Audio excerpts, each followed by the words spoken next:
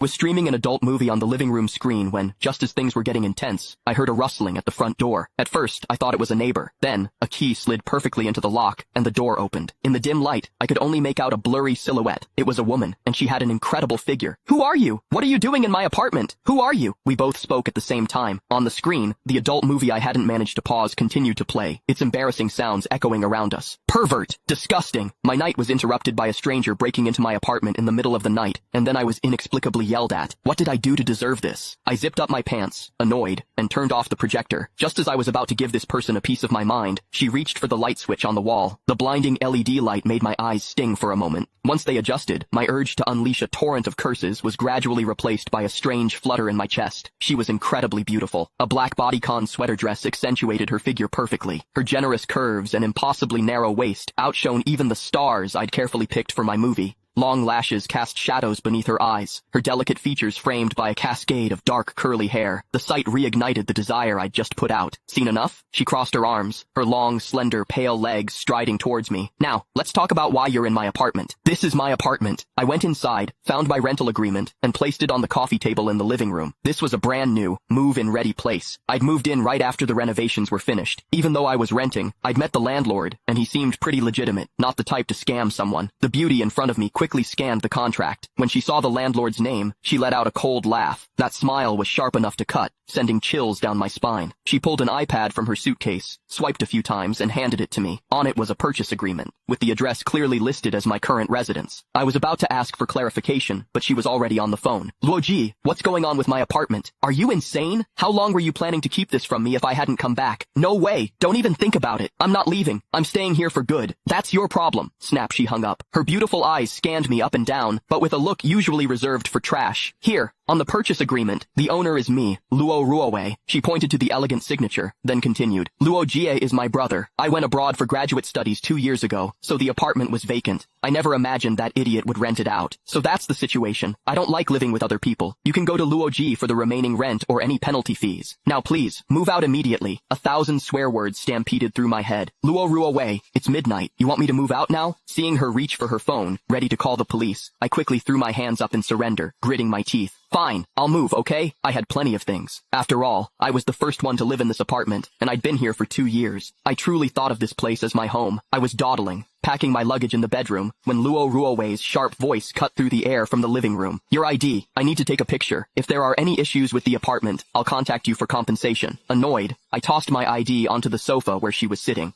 Click the link in my bio to get the full story for free.